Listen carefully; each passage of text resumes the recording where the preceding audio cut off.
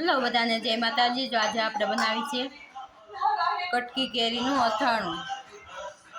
કટકી કેરીનું અથાણું બનાવવું છે। હાલો આપણે એને ચાલ ઉતારી લઈએ તડકા ચાયાનું।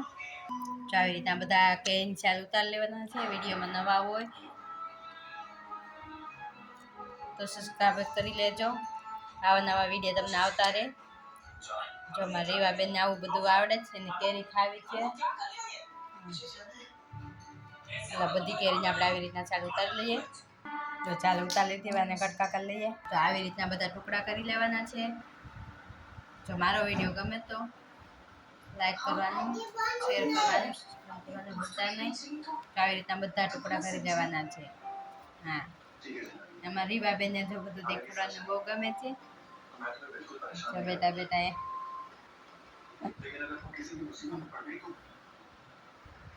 જો બધી કેરીની ગટકી થઈ ગઈ છે। હવે આમાં કેરીની બધી સરસ મજાની જો કટકી થઈ ગઈ છે। આવી રીતના બધી કટકી કરી લેવાની ચાલ ઉતારીને। પછી કટકી થઈ જાય એટલે ઘડીક વાર મીઠું બધું નાખી પછી ખાંડ નાખી દઈએ। સરસ મજાની કટકી થઈ ગઈ જુઓ।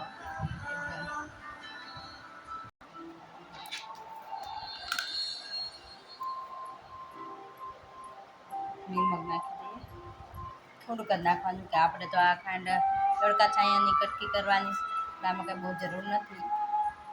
થોડુંક તો હળદર નાખી દઈશું, જાજી જરૂર નથી। 5 મિનિટ રાખીને પછી ખાંડ નાખી દેવાની। જો આવી રીતના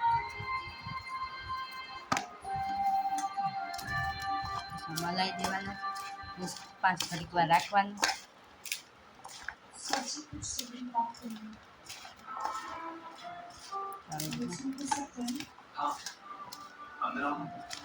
આવી રીતના મારા વિડીયો સબસ્ક્રાઈબ કરવાનું ભૂલતા નહીં। આવા નવા વિડીયો તમને આવતા રહે। જો તમે કેવી રીતના બનાવો તે કોમેન્ટ કરવાનું ભૂલતા નહીં, એટલે એવી રીતના હું બીજી વખત ટ્રાય કરું। તો હું તો આવી રીતના બનાવીએ। જો 1 કિલો કેરી છે, 2 કિલો ખાંડ છે, 1 કિલો એ આપણે બે મિક્સ કરવાનું છે। જો આમ ખાંડ નાખી દીધી, મિક્સ કરી આવી રીતના ખાંડ બધી ઉકળતી જાય રાખી દે। એકાદો દિવસ અંદર રાખવાનો। આવી રીતના બધી ખાંડ ઉકળવા માંડી અને હવે આખી રાત રાખશું, સવાર સરસ મજાનું ઉકળી જશે પછી તડકે રાખી દેવું। 4-5 દિવસ તડકે રાખશું ત્યાં થઈ જશે।